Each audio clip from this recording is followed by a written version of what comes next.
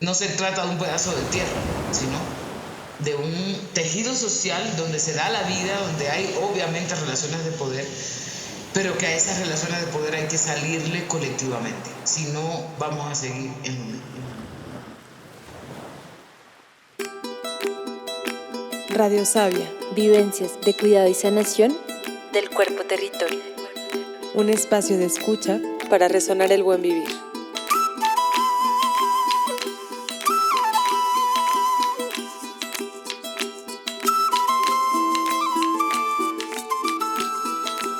En esta temporada 2 estaremos escuchando relatos y prácticas desde las voces de mujeres defensoras territoriales, sanadoras comunitarias y guardianas de conocimientos ancestrales. Testimonios de resistencia, cuidado colectivo y esperanza que lideran, aconsejan e inspiran un tejido social abundante y diverso. Yo soy Maitika Virama. Yo soy Daniela Fontaine y juntas les estaremos guiando en esta travesía.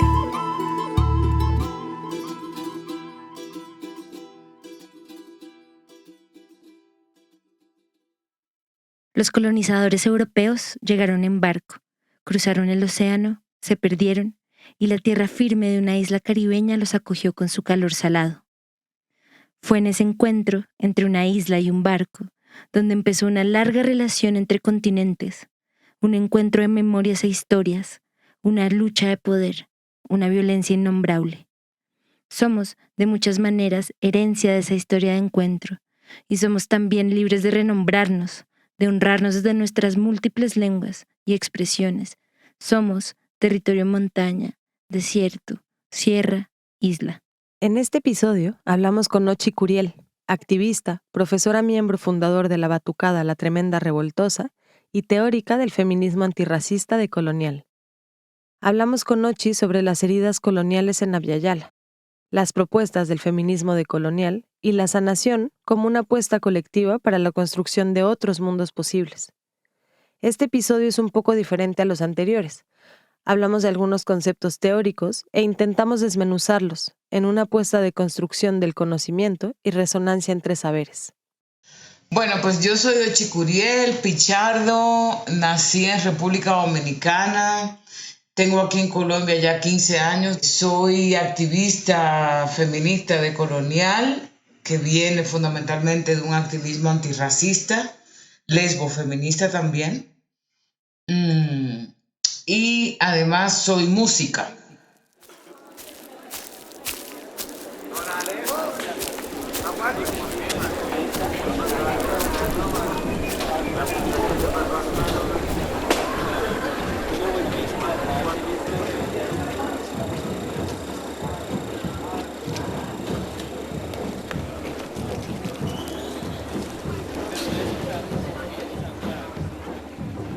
Tengo un pie también en la universidad y digo que tengo un pie en la universidad porque no me gusta decir que soy académica, porque esa no es mi vida. Sencillamente doy clases en la universidad y mi proyecto fundamental es el GLEFAS, el Grupo Latinoamericano de Estudio y Formación Feminista, que somos un tejido de compañeras, compañeros que estamos en diferentes lugares construyendo feminismo decolonial, no solamente desde el pensamiento, sino desde la acción política.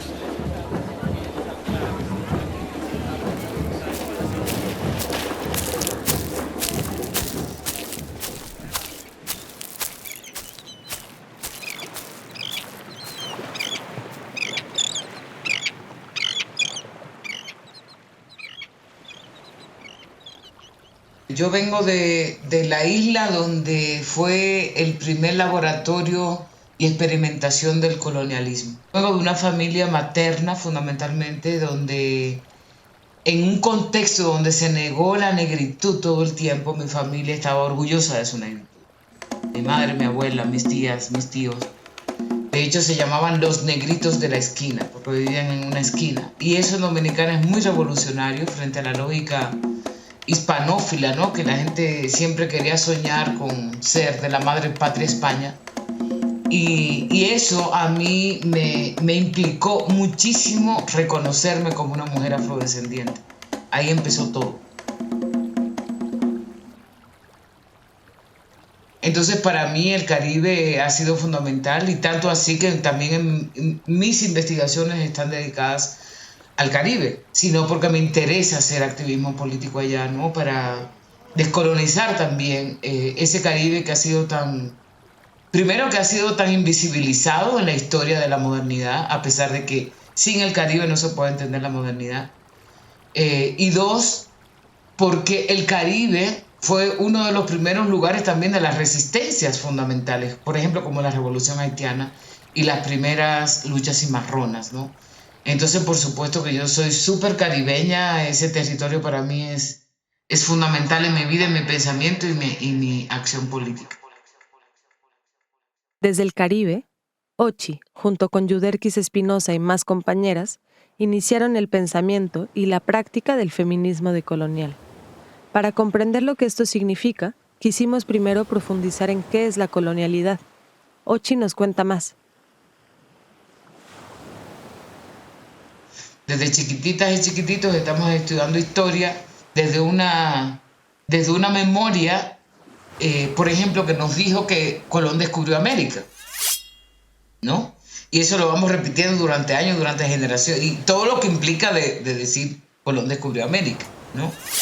En los últimos años se ha colectivizado un poco más la lucha por el tema de la memoria, no solamente en términos de conflictos armados, sino también la memoria de la colonización.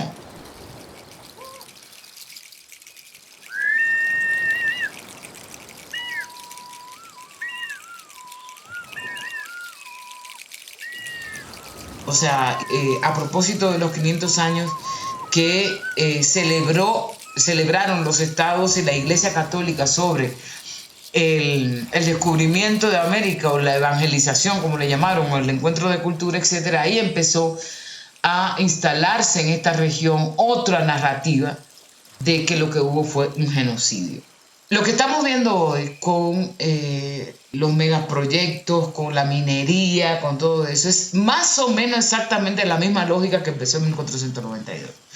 Qué casualidad que son los pueblos indígenas y afro y campesinos quienes son los más afectados de esta política. Claro, porque han sido precisamente esos sujetos quienes no han sido considerados suficientemente humanos, ¿no? Una persona indígena, una persona negra, una persona campesina es dentro de la lógica de la modernidad quienes se consideran que no tienen racionalidad o que tienen otro tipo de racionalidad que no es válida, que no tienen conocimiento, que no tienen, digamos, ciertas lógicas de belleza aceptadas dentro de la modernidad occidental, etc. Y además, eso significa entonces que si esas personas son consideradas de esta manera, los lugares donde viven, que son sus territorios, que son sus comunidades, no tienen valor. Y como no tienen valor para digamos, esta lógica moderna, pues obviamente son usurpados, ¿no? Ese es el primer análisis que nosotros hacemos como feministas decoloniales. No solamente las feministas decoloniales, el giro decolonial a nivel general.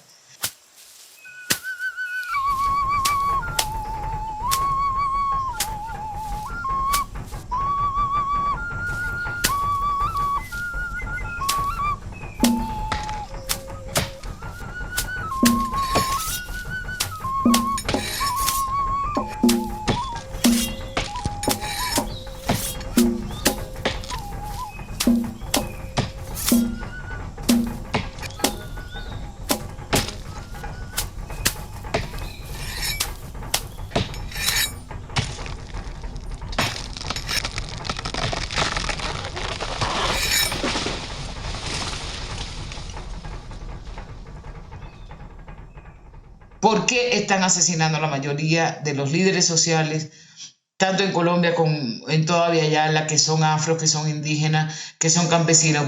Porque ellos sí saben lo que les significa el territorio.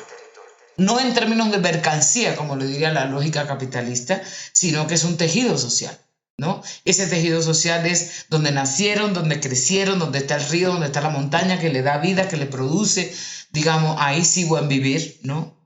En el sentido de que no es la lógica consumista, sino cómo es que se piensa, digamos, un buen vivir en términos de relaciones. Es decir, es en ese momento que se construye el otro, en este caso los pueblos originarios y luego los africanos y africanas que fueron forzosamente traídos. Y en esa relación, digamos, es que se empiezan a establecer jerarquías raciales, sociales, sexuales, todo tipo de jerarquía empieza desde ese mismo momento. Oponiéndose a la imposición de la idea de que hay vidas y cuerpos que valen más que otros, el feminismo decolonial surge como una apuesta de recuperación de conocimiento y de revitalización de una memoria colectiva que lleva más de 500 años resistiendo. Es momento de narrar nuestras historias.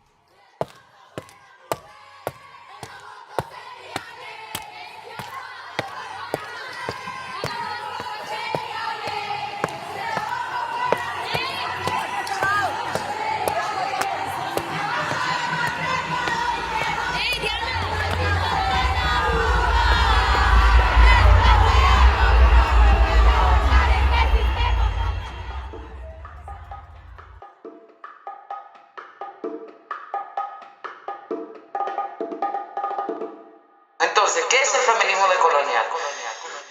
En primer lugar, es una apuesta de recuperación de nuestros propios conocimientos. En segundo lugar, es una complejización de nuestras propias teorías, de nuestras propias prácticas políticas que veníamos haciendo.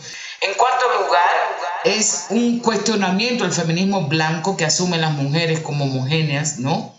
Que no les interesa el tema de lo que propone el feminismo negro, que es la matriz de opresión, es decir, todavía hoy el feminismo blanco, blanqueado, blanco mestizo, sigue pensando que las luchas feministas tienen que hacerlo las mujeres. Y la mitad de esas feministas piensan que las mujeres es un cuerpo que tiene una vulva, a pesar de que hemos avanzado tanto en decir que es una construcción social. Y las luchas políticas de ese feminismo se centran solamente en la cuestión del género, viéndolo además binariamente. Nosotras no, feministas decoloniales, pensamos que ese feminismo decolonial tiene que romper con las lógicas heterocéntricas, tiene que romper con las lógicas esencialistas de pensar las mujeres, que a todas las mujeres nos ocurre exactamente lo mismo. Pero además queremos salir de la categoría mujer, o sea, no la queremos reivindicar, al contrario, es un lugar de la opresión, ¿no? Entonces queremos salir de ahí también.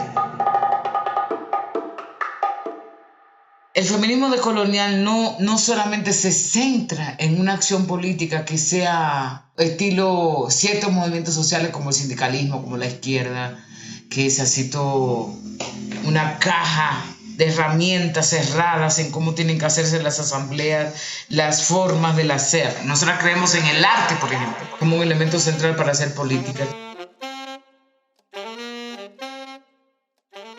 Creemos en la oralidad, creemos en las imágenes como elementos claves para hacer política, ¿no?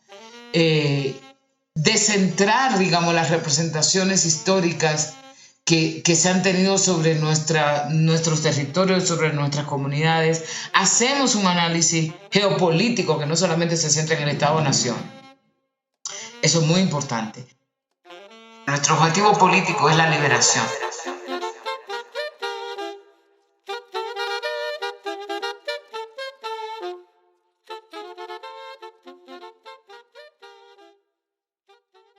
Y el buen vivir es eso. O sea, el buen vivir es pensar que estamos fuera de las lógicas del Estado. Lo cual no quiere decir, cuando estamos fuera de la lógica del Estado, que no entremos en relación con el Estado. Por supuesto, ya el hecho colonial nos hizo entrar. Pero tener bien claro cuál es el fin, cuál es el propósito fundamental de un proyecto de liberación. Y además hay otra cosa muy importante.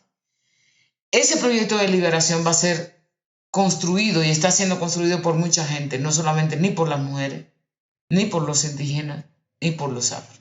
Tienen que ser sujetos múltiples, que estemos en una condición de entender que la violencia nos traspasa a mucha gente, que el poder nos traspasa a mucha gente, por tanto, quien se libera ahí es mucha gente. En un archipiélago, las islas nos enseñan la interconectividad. No viven aisladas. La limitada porción de tierra visible es parte de una geografía más compleja, de un sistema de intercambio constante entre los seres y elementos que se afectan entre sí. Cuando estamos hablando del feminismo decolonial, siempre vamos a hablar de comunidad. que es un elemento que coincidimos con el feminismo comunitario. Pero la comunidad no solamente son las mujeres. La comunidad son mujeres, son hombres, son personas trans, son animales, son montañas, son ríos, etc. Y por tanto, centrar el análisis en territorio cuerpo en torno a las mujeres, a mí me parece que es un error político, no solamente teórico, ¿no? Porque es lo que más o menos la lógica del feminismo blanco ha impactado en las comunidades, la cooperación internacional, y es hacer cosas solamente de mujeres. Eso yo lo pasé, yo fui separatista, ¿no? Pero desde que soy feminista decolonial siempre empiezo en colectivo. Y cuando estamos pensando en colectivo, esta cosa de relacionar el territorio cuerpo con la vida o dar vida, ¿no? Parecería que las plantas no dan vida, parecería que los hombres no dan vida cuando siembran, por ejemplo, los hombres campesinos. Parecería que la vida o dar vida está relacionado fundamentalmente con la cuestión de parir. Y eso yo lo siento mucho, pero en esta época de mi vida no podemos seguir pensando eso, ¿no? Incluir a los hombres en las prácticas comunitarias ya es un problema porque hace tiempo que los hombres están incluidos, ¿no? Eso no quiere decir que no son machistas. Muchísimos son machistas, ¿no? Porque las comunidades siempre se han pensado en colectivo y aquí no hay una lógica de las mujeres por un lado, los hombres por un lado, los niños por un lado, las juventudes por un lado. Es decir, eso es una cosa que la lógica moderna feminista, pero no solamente feminista, también desde los movimientos sociales, de esa lógica de separación que la lógica moderna nos impuso, que nosotras mismas hemos reproducido como feminismo, ¿no? Lo primero que tenemos que entender es qué fue lo que hizo que hubiese un separatismo feminista o de mujeres, ¿no? Lo hizo, por un lado, obviamente el machismo, pero también lo hizo el Estado, en el sentido de pensar fragmentarmente a los sujetos, ¿no? O sea, el Estado colonial pensó el sujeto como mujeres, indígenas, afro, lesbianas, y por eso las políticas públicas están definidas de esa manera, ¿no? O sea, tú no vas a encontrar una política pública desde el Estado que sea hacia lesbianas, negras o afroindígenas o en situación de, qué sé yo, de discapacidad. No lo vas a encontrar. O sea, la segmentación es parte de la ontología del Estado Nacional.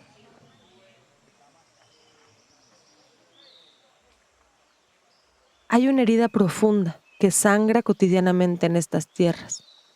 Honramos la resistencia de los pueblos de Abya Yala. Con nuestros sabores, saberes y rezos, hemos sobrevivido a la violencia sistémica, es decir, repetida, y a la violencia estructural, es decir, de las formas sociales que nos han sido impuestas desde hace más de 500 años. Agradecemos a nuestros ancestros, nuestros cantos, nuestras guías, por tanta fortaleza, persistencia y raíz. Si no hubiera sido por la ancestralidad espiritual, nuestros ancestros y ancestras no hubieran sobrevivido. Y eso fue allá, pero puede ser aquí, al día de hoy. ¿Entiendes? O sea, a pesar de que ha habido una lógica totalmente judeocristiana para eliminar estas espiritualidades ancestrales, afros en este caso, han sobrevivido históricamente. Se han camuflado a través del sincretismo, le han dado otro nombre, pero han sobrevivido. ¿Qué permite esa espiritualidad ancestral? Primero, conectar pasado, presente y futuro, que además no es una lógica lineal, ¿no? No es que el pasado fue ayer, sino, como dice una compañera maya, el futuro ya fue, ¿no?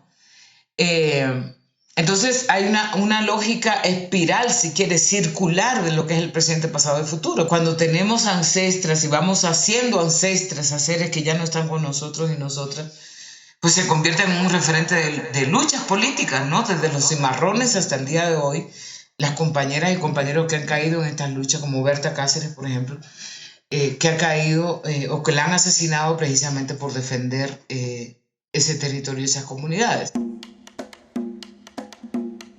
Yo creo que las heridas coloniales son, pues, están ahí, ¿no? El racismo es una herida colonial y todo lo que le significa a la gente ser víctima del racismo, el sexismo también, el heterocentrismo también es una herida colonial. Es decir, todas las violencias que están basadas en la lógica de la modernidad, donde la gente se piensa inferior, donde se piensa que no es suficientemente inteligente, donde sus conocimientos no son validados, todo eso son heridas coloniales y se llevan en el cuerpo, pero no en un cuerpo individual, se llevan en cuerpos colectivos. Entonces, ante eso, yo estoy de acuerdo con la sanación, pero ¿cómo? Porque yo creo que en los últimos años hay una lógica de la sanación que inclusive la misma feminista, incluso muchas feministas indígenas y afros se han ido por una sanación, insisto, blanca. Que la gente se piensa que solamente ella se tiene que sanar de algo cuando es una cuestión estructural. Es como diría Audre Lorde, yo no me salvo sola. O sea, no puedo salvarme sola mientras alguna de mis hermanas estén en condiciones, digamos, de violencia, etcétera, etcétera. Entonces, yo creo que la sanación tiene que ser colectiva, tiene que ser, no hay de otra, ¿no? O sea, si no, estaríamos reproduciendo la lógica individualista del capitalismo, además con todas estas modas de sanación que hay en los últimos años, que se ha convertido en un mercado, además. Dos, creo que las maneras de esa sanación son diversas.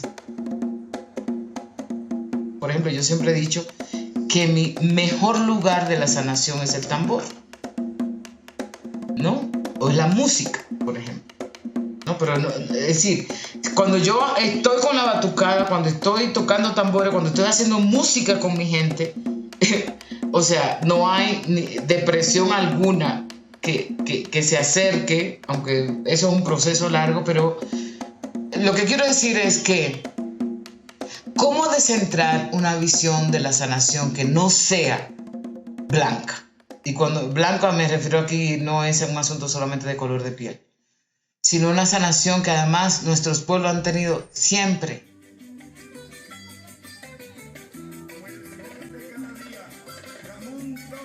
Por ejemplo, en el Caribe hay una vaina muy, muy maravillosa que es el baile ligado a la bachata, al trago que se hace en la esquina, por ejemplo.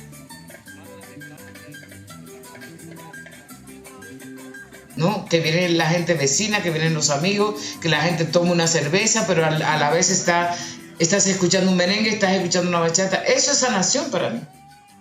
Cuando yo voy a Dominicana, eso para mí es lo más maravilloso que existe para la sobrevivencia. Porque ¿qué es lo que busca la sanación? Sobrevivir, existir.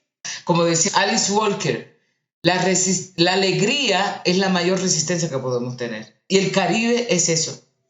La gente se puede estar muriendo de hambre, la gente puede estar, mira, llevándoselo no sé quién, pero siempre hay un chiste, siempre hay una vaina alegre, Esa es la mayor sanación para mí.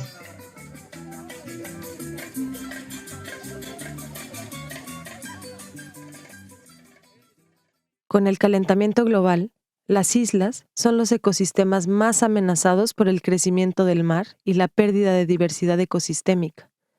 Cientos de pescadores, colectivas, organizaciones, luchan por expandir la voz y las necesidades de las comunidades isleñas. Hoy, acuerpamos su lucha, su incertidumbre y su dolor. Acuerpamos a los pueblos que, a pesar de las circunstancias, le apuestan a la vida y resisten desde la juntanza, la celebración y el vivir sabroso en los territorios ancestrales.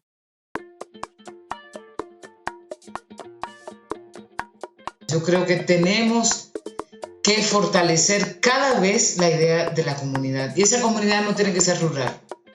Esa comunidad es por proyectos políticos. O sea, esta cosa de que la lucha solamente es en torno, que el feminismo tiene que hacer una lucha solamente con las mujeres o con los indígenas, tiene que ser una lucha solamente con los indígenas o los afros, o el antirracismo de los afros. Eso fue parte de la lógica colonial que nos fragmentó, que nos separó. Entonces, en ese sentido, yo creo que mi mensaje fundamental es cómo pensar, recuperar esta lógica comunitaria que nuestros pueblos la han tenido, pero que no la hemos valorado suficientemente. Yo creo que es la clave en este momento histórico. Gracias a Ochi Curiel por esta entrevista grabada a distancia una tarde de junio del 2021. Gracias a Glefas por recordar que existen otras maneras de ser y resistir, por pensarse y construir conocimiento en comunidad. Este episodio fue editado y producido por Daniela Fontaine y por mí, Maitika Virama. La producción sonora y la composición son de Carlos Castañeda y el diseño sonoro de Maitika Virama y Carlos Castañeda. La transcripción de Gabriela Amor del proyecto Alma de Tierra. Daniela Fontaine y Liz Jaramillo en la identidad visual. Muchas gracias por escuchar. Mucha música, mucha alegría, mucha calle para todos sus movimientos. Recuerden que pueden seguirnos en Instagram y Facebook como Radio-Sabia y en YouTube como Radio Sabia. También pueden pedirnos los episodios en MP3 al número de WhatsApp +57 313 855 6060. Queremos escucharlos y queremos entrar en contacto también con radios comunitarias. Si tienen sugerencias, también las recibimos. Muchas gracias y hasta muy pronto. Esta temporada cuenta con el apoyo del Climate Story Lab de Doc Society Foundation.